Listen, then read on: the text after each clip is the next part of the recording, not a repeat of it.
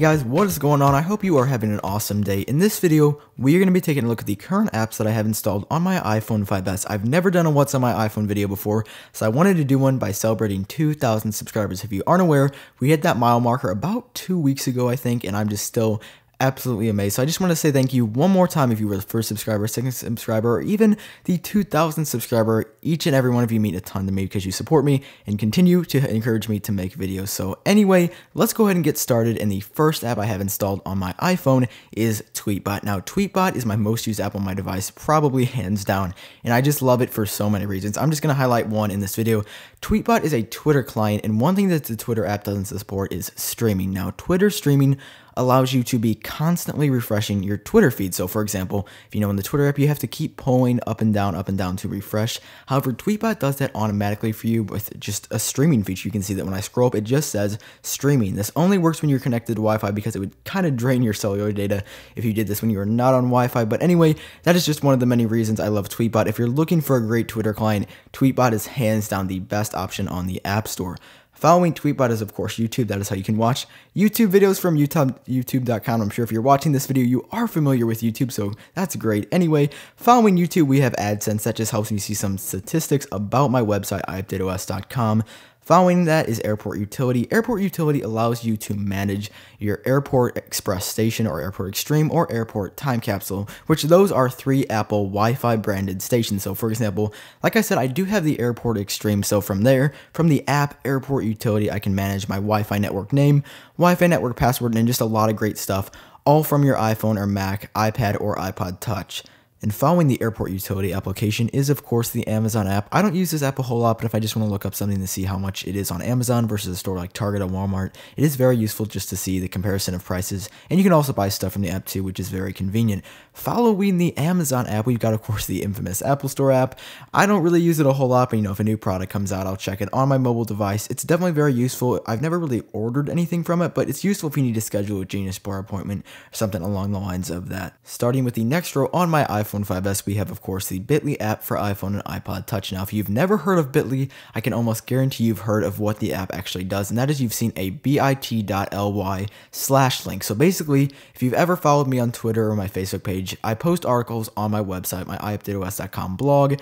From there, when I actually generate that post straight from my website, it'll be like iUpdateOS.com/4/3/2 for the date, and then November or December. It's just this crazy long URL, and Bitly basically cleans that up and then lets me track how many people actually clicked on it. So for example, if I just made a link for iUpdateOS.com, I could customize the link to say bit.ly/iUpdateOS, and that can maybe take you over to my website, or maybe I could do youtube.com/iUpdateOS, and I can make bit.ly/iUpdateOS. And then I can actually track how many people click on that link. So it's very great if you're managing social media, or you just want to see what people like and what people don't based on the amount of clicks that link you generated will get. After Bitly, we have another one of my favorite apps. This is probably my favorite page on my home screen. We have the Chamberlain MyQ app. With this app, I can actually open and close my garage door and check if it's open or closed. So say I leave for vacation and we're like, oh, we forgot to check if we shut the garage door. So instead of turning around or calling a neighbor and bothering someone else, we can just go ahead and open up our app and say, oh, our garage door is shut, or we did forget it. Let's just go ahead and tap the screen and it will automatically shut our garage door. Now, this app is only compatible with certain Chamberlain branded garage door openers. So if your garage door opener does break like ours did, you might want to look into a really nice Chamberlain garage door opener.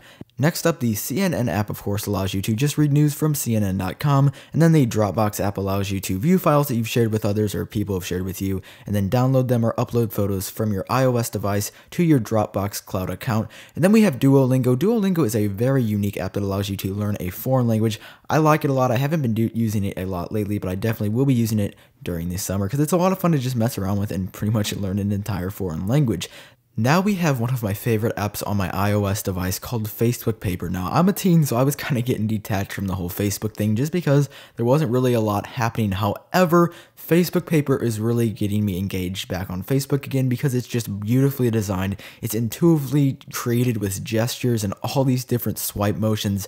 I mean, I could talk about this for hours just like I could talk about Tweetbot for hours. It's just an incredibly well-made app. I might even do just a separate review just on Facebook Paper because it is just a beautifully designed app. It's so well made, and it's really making me want to use Facebook again because of just the way it's laid out. But I don't want to talk about that for such a long time. Let's get on to the next app, which is Find My iPhone. Now you can do a lot of stuff with the Find My iPhone app, but the main purpose of it is to locate your iOS or Mac device on a map from a remote location. So let's say I leave my iPhone at a restaurant, I could go home and make sure it is at the restaurant or that someone isn't stealing it and shipping it off to some foreign country to sell it. I could just go to iCloud.com, click on the Find My iPhone section, and then say, oh, there's my iPhone, I need to play a sound or block it, make sure it gets back to me and the person can't steal it, or just so I know exactly where it is in the world. So that's Find My iPhone. Next up is Giant Boulder of Death, and it is pretty self-explanatory.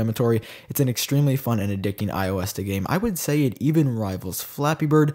I take it back, nothing rivals Flappy Bird. But anyway, you basically are this giant boulder of death. You roll down this mountain and pretty much mow over anything in your path. It's tons of fun.